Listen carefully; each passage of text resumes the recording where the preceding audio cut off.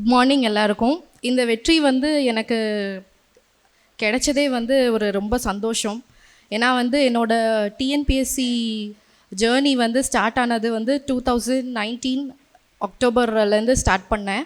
So first நான் join பண்ணது வந்து குரூப் 2க்கு தான் ஜாயின் பண்ணேன். பட் ஆனுவல் பிளானரில் ஃபர்ஸ்ட் வந்தது வந்து எக்ஸாம் குரூப் 1 தான் வந்தது. ஸோ அந்த ஃபவுண்டேஷன் வந்து எனக்கு ஸ்ட்ராங்காக கிடைச்சது தான் என்னோடய சக்ஸஸ்க்கு காரணம்னு நான் நினைக்கிறேன்.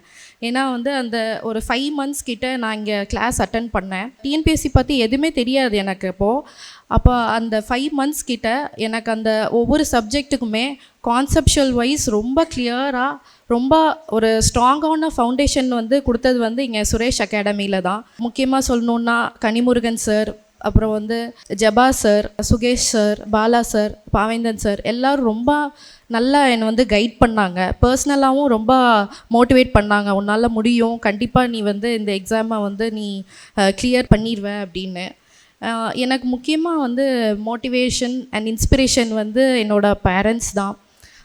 என்னோடய அப்பா அம்மா வந்துட்டு ரொம்ப சப்போர்ட் பண்ணுவாங்க. நீ வந்து என்னன்னாலும் படி, கிளியர் ஆகலைனாலும் பரவாயில்ல, உன்னோட ஃபுல் எஃபர்ட்டை போடு, நீ வந்து படி அப்படின்னு எனக்கு மோட்டிவேஷன் கொடுத்தது எங்கள் அம்மா அப்பா தான். நிறைய சொசைட்டியில் வந்து நிறைய கன்ஸ்ட்ரெயின்ஸ் இருக்கும். மேரேஜ் இந்த வயசில் பண்ணிடணும், அந்த மாதிரி இந்த வயசில் செட்டில் ஆகணும் அப்படிங்கிற மாதிரி நிறைய கன்ஸ்ட்ரெயின்ஸ் உண்டு. ஆனாலும் எங்கள் அம்மா அப்பா வந்துட்டு அதெல்லாம் எதுவுமே கேட்காம நீ வந்து படித்து உன்னால் முன்னாடி வர முடியும் அப்படின்னு என்னை வந்து மோட்டிவேட் பண்ணுவாங்க. நாங்கள் இருக்கோம் உனக்கு, கண்டிப்பாக நீ வந்து இந்த எக்ஸாமில் எந்த எக்ஸாம் எழுதினாலும் நீ கண்டிப்பாக ஜெயிச்சிருவ அப்படிங்கிற ஒரு மோட்டிவேஷன் வந்து எங்கள் அம்மா அப்பா 2 பேருமே எனக்கு கொடுப்பாங்க. அப்படிங்கிறப்போ நான் 2 times வந்து எனக்கு வந்து குரூப் 1ல் மெயின்ஸில் வந்து கிளியர் ஆகலை. ஆனாலும் உன்னால் முடியும், நெக்ஸ்ட் டைம் நீ வந்து கண்டிப்பாக பண்ணுவேன்னு இந்த 3rd time கூட எனக்கு வந்து அவ்வளோ சப்போர்ட்டிவாக படித்து முடி, நீ வந்து பாஸ் பண்ண, அப்புறம் நம்ம எல்லாமே பார்த்துக்கலாம் அப்படின்னு எனக்கு சப்போர்ட்டிவாக இருந்தது எங்கள் அம்மா அப்பா மட்டும்தான். அதுவும் போக இந்த குரூப் 2 ரிசல்ட் வந்தப்போ அவங்க 2 பேர்ட்டையும் நான் சொன்னேன். அப்போ வந்து 2 பேரும் ரொம்ப சந்தோஷப்பட்டாங்க. அப்போது ரொம்ப அழுதுட்டாங்க. இவ்வளோ நாள் கஷ்டப்பட்டது வந்து வீண் போகலை அப்படின்னு. இப்போ அந்த சந்தோஷத்தை பார்க்குறதுக்காகவே நம்ம இன்னும் நிறையா படிக்கணும், இன்னும் நிறையா முன்னாடி வரணும் அப்படின்னு ரொம்ப இதாக இருக்குது. அதுக்கப்புறம் என்ன இவ்வளோ தூரம் மோட்டிவேட் பண்ண என்னோடய டியூட்டர்ஸ், மென்டர்ஸ் எல்லாருமே ரொம்ப நன்றி. அண்ட் கண்டிப்பாக நெக்ஸ்ட் இயர் வந்து இதே மேடையில் ஒரு குரூப் 1 அச்சீவராக வருவேன்னு ஒரு கான்ஃபிடென்ஸ் இருக்குது. அது இந்த கான்ஃபிடென்ஸ் கொடுத்த என்னோடய பேரண்ட்ஸ், அப்புறம் இங்கே உள்ள டியூட்டர்ஸ், சுகேஷ் சார், எல்லாருக்குமே ரொம்ப நன்றி. தேங்க்யூ. செல்வி ஷெர்லி அவர்களின் பெற்றோரை ஓரிரு வார்த்தைகள் பேசும்படி அன்புடன் கேட்டுக்கொள்கிறோம். அனைவருக்கும் வணக்கம். இந்த சாதனை சிறகுகளாய் இங்கே அமர்ந்திருக்கும் புதிய அரசு பணியிலே புதியதாக பணியேற்க இருக்கும் அனைத்து சாதனையாளருக்கும் வாழ்த்துக்களையும் வணக்கங்களையும் தெரிவித்துக்கொள்ளும். அவருடைய பெற்றோர்களையும் அந்த அரசு பணிக்கு வெற்றியை பெற வைக்க சிரமப்பட்ட இந்த சுரேஷ் அகாடமியின் பயிற்சியாளர்கள் அனைவருக்கும், குறிப்பாக என்னுடைய நண்பர் சுகேஷ் அவர்களுக்கும் என்னுடைய நன்றியை தெரிவித்துக் கொள்கிறேன். என்னுடைய பேர் ராஜதுரை, ஒய்ஃபு ஹெலன். நான் கமர்ஷியல் டேக்ஸில் சிடிஓவாக இருக்கேன், கமர்ஷியல் டேக்ஸ் ஆஃபீஸராக இருக்கேன். ஒய்ஃப் வந்து பிடிஓவாக இருக்காங்க, இப்போ கலெக்டரேட்டில் சூப்பரண்டாக இருக்காங்க. குறிப்பாக நண்பர் சுரேஷ் வந்து எங்கள் டிபார்ட்மெண்ட்டில் சிறிது காலம் கண்காணிப்பாளராக பணிபுரிந்தார் என்பதை இந்த இடத்துல ஞாபகப்படுத்த விரும்புகிறேன்.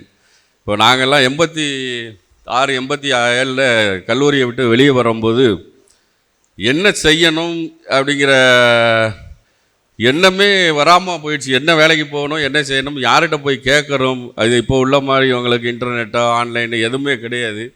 ஈவன் எங்கள் வில்லேஜ் வந்து கிராமம், ஒரு ரிமோட் வில்லேஜ். அந்த வில்லேஜிலேருந்து ஒரு பேப்பர் படிக்க போனாலும் பக்கத்து ஊர் போகக்கூடிய ஒரு சூழ்நிலை. அந்த மாதிரி ஒரு நேரத்தில் சர்வீஸ் கமிஷன் அப்படின்னு ஒன்று இருக்காங்கிறதே ஒரு கல்லூரி முடித்த ஒரு வருஷத்துக்கு பிறகு தான் என் நண்பர் மூலமாக தெரிய வந்தது. அதில் நாங்கள் ஆஃப்டர் மேரேஜ் தான் 2 பேருமே சர்வீஸ் கமிஷன் போட்டி போட்டு படித்து எழுதினோம். அப்போ குரூப் 4 செலெக்ஷன் ஆகி இன்றைக்கு 2 பேருமே ஒரு கெஸ்டட் ஆஃபீஸருங்கிற ஒரு நிலையில் நாங்கள் இருக்கிறோம். பாப்பா கூட வந்து இன்ஜினியரிங் முடிச்சுட்டு டெக் மகேந்திராவில் பிளேஸ்மெண்ட் ஆகி ஒரு 1 இயர் ஒர்க் பண்ணாங்க. நாங்கள் தான் சரி இது சரி வராது அப்படின்னு சொல்லிட்டு தான் திரும்ப கவர்மெண்ட் எம்ப்ளாயாக எப்படியும் மாற்றணும் அப்படின்னு சொல்லிவிட்டு அதை ரிசைன் பண்ணிவிட்டு இங்கே வந்து படிக்கக்கூடிய ஒரு டிஎன்பிசி எழுதக்கூடிய ஒரு சூழ்நிலையை கொண்டு வந்தோம். நண்பர் சுரேஷ் வந்து எனக்கு ரொம்ப பழக்கமானவங்கனால இங்கேயே சேர்ந்துருமா அப்படின்னு சொல்லிட்டு இந்த பயிற்சி வகுப்பிலே சேர்த்து விட்டோம். இன்றைக்கு அவர் வெற்றிக்கனியை பறித்திருக்கிறார்.